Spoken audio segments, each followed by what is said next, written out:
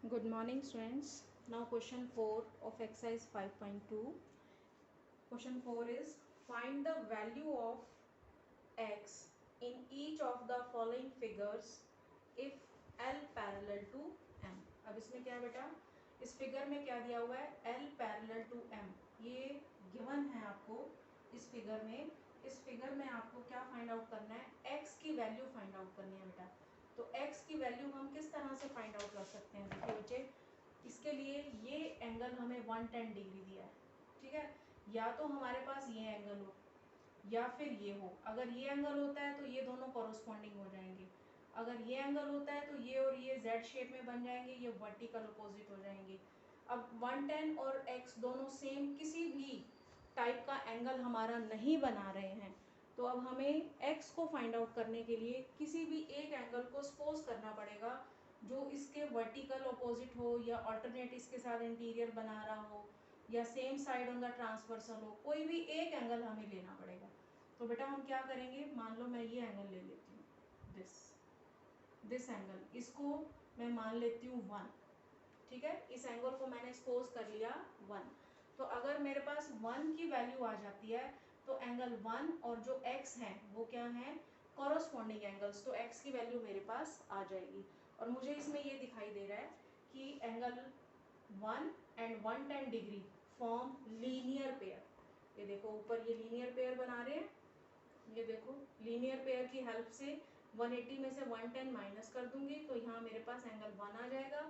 और अगर एंगल 1 आ जाएगा तो 1 और x जो है वो हमारे क्या है, कॉरस्पॉन्डिंग एंगल्स हैं. अगर ये 70 डिग्री है तो इसकी वैल्यू भी 70 डिग्री हो जाएगी, ठीक है. इस तरह से हम इस एंगल को x को फाइंड आउट करेंगे. डायरेक्ट कोई भी हमारे पास इसमें x को फाइंड आउट करने का प्रोसीजर नहीं है.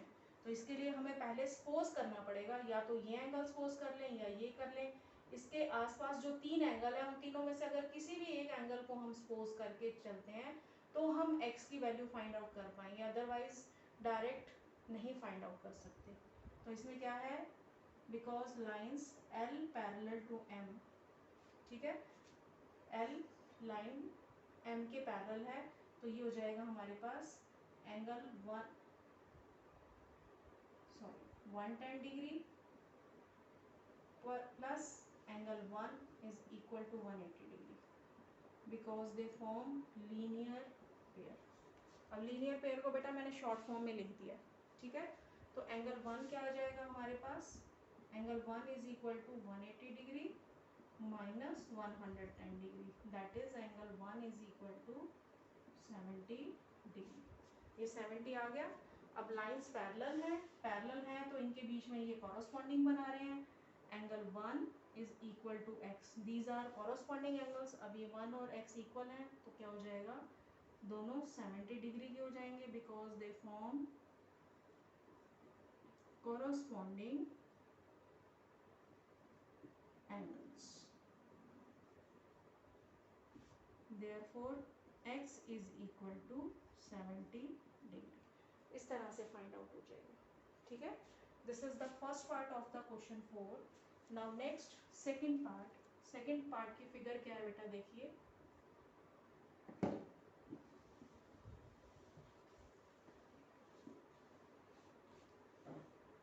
सेकंड पार्ट पे हमारे पास L और M पैरेलल हैं. ये 2 लाइंस बेटा पैरेलल हैं, इस तरह से दी हुई है वर्टिकल में. This is L and this is M और इनको A और B कट कर रही है. This is A. बेटा आप स्केल से ड्रॉ करना, बिल्कुल सीधी आनी चाहिए और हर एक फिगर को आपने ड्रॉ करना है. जब भी क्वेश्चन करना है, जिस क्वेश्चन में फिगर है आपको ड्रॉ करनी है पेंसिल और रूलर से. यहाँ पर इसमें आपको ये दिया हुआ है 110 degree, this is x, this is 80 degree. अब इसमें आपको क्या फाइंड आउट करना है, देखिए x फाइंड आउट करना है. x फाइंड आउट करने के लिए ये देखो ये L और M पैरेलल हैं because line L parallel to M. तो हमारे पास अब इसमें देखो डायरेक्ट दिखाई दे रहा है ये ए और बी, ये लाइन और ये लाइन एल और एम पैरेलल हैं और ये इनको ट्रांसवर्सल कट कर रही है, तो एक्स और जो 110 डिग्री हैं on the same side of the, ये देखो सेम साइड पर बन रहे हैं, बट इंटीरियर नहीं है, ये सेम साइड पर बनने वाले दूसरे कौन से होते हैं, कॉरस्पॉन्डिंग एंगल्स है बेटा। एक्स इज इक्वल टू क्या है हमारे पास 110 degree, these are corresponding angles. इसमें हमें डायरेक्ट मिल गया, जैसे फर्स्ट पार्ट में डायरेक्ट नहीं मिला था, हमने क्वेश्चन को वहाँ वन एंगल सपोज करके फिर एक्स की वैल्यू फाइंड आउट की थी, बट इसमें कोई नीड नहीं है, तो ये कॉरस्पॉन्डिंग एंगल्स हैं। Therefore X is equal to 110 degree. ठीक है, इस तरह से ये क्वेश्चन कंप्लीट हो गया हमारा। Now next fifth question.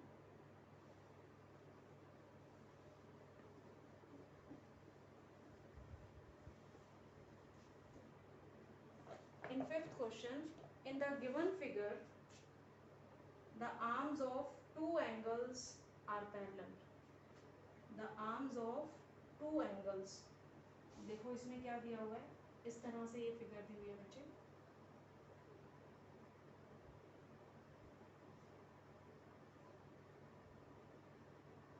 This is F, this is E,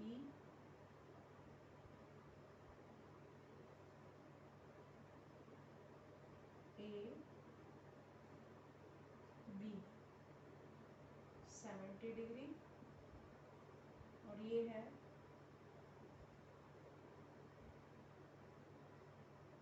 ये पॉइंट है G, ये है C।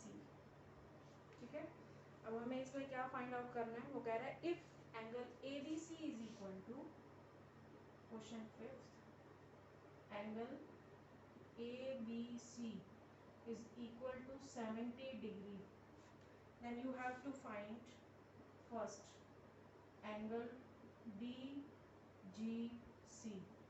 D कहाँ है बेटा, this is D, DGC ये आपको फाइंड आउट करना है, DGC। एंड सेकंड क्या फाइंड आउट करना है, एंगल DEF।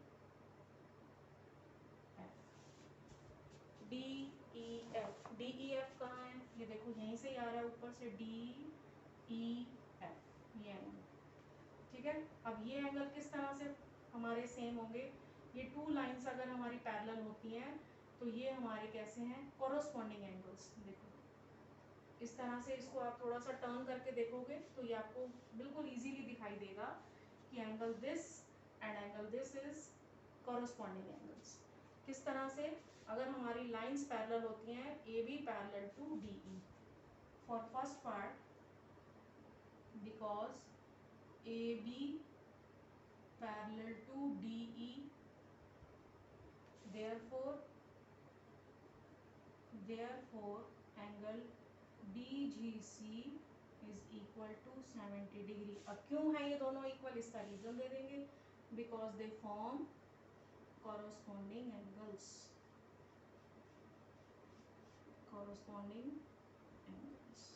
ठीक है, ये फर्स्ट पार्ट हो गया हमारा, इसके बाद हम इसका सेकंड कर लेंगे बेटा। सेकंड पार्ट देखिए बच्चे, सेकंड पार्ट के लिए ये फाइंड आउट करना है, ये कैसे होगा, अब ये और ये एंगल देखो कैसे दिखाई दे रहे हैं, अगर ये दोनों लाइंस पैरेलल होती हैं तो हमारे ये और ये कॉरस्पॉन्डिंग एंगल्स हैं। ठीक है, if lines because BC parallel to EF, अगर इनका पैरेलल होना बेटा जरूरी है तभी कॉरस्पॉन्डिंग बनेंगे एंगल्स, अदरवाइज नहीं बनेंगे। तो इसलिए हमें पहले ये लिखना बहुत ज़रूरी है कि इनमें कौन सी लाइंस पैरेलल है जिसके थ्रू ये हमें एंगल मिल रहे हैं। तो एंगल, अब हमने इसमें ये लाइंस पैरेलल ली हैं, ये पैरेलल हैं, तो एंगल दिस एंड दिस ये हमारे कॉरस्पॉन्डिंग हो जाएंगे। Angle DGC is equal to angle DEF is equal to 70 degree. क्यों, बिकॉज DGC अभी हमने फाइंड आउट किया ऊपर 70 डिग्री, तो ये DEF भी 70 हो जाएगा, because they form corresponding angles. ठीक है, अब दोनों आ गए हमारे पास। फर्स्ट पार्ट का आंसर हमारे पास यहाँ आ गया, therefore DEF is equal to 70 degree. First part में हमें करना था एंगल DGC, ये भी 70 डिग्री आ रहा है हमारे पास। और जो दूसरा हमने फाइंड आउट करना था बच्चे, एंगल DEF, ये भी हमारे पास इसकी मेजरमेंट भी क्या आ रही है, 70 डिग्री। तो ये हमारे आंसर हो जाएंगे फिफ्थ क्वेश्चन के। चलिए, अब ये सारा आपको फिर अपनी नोटबुक में करना है काम। जहाँ कहीं प्रॉब्लम आए तो आप लाइव क्लास में मुझसे पूछ सकते हैं। Thank you.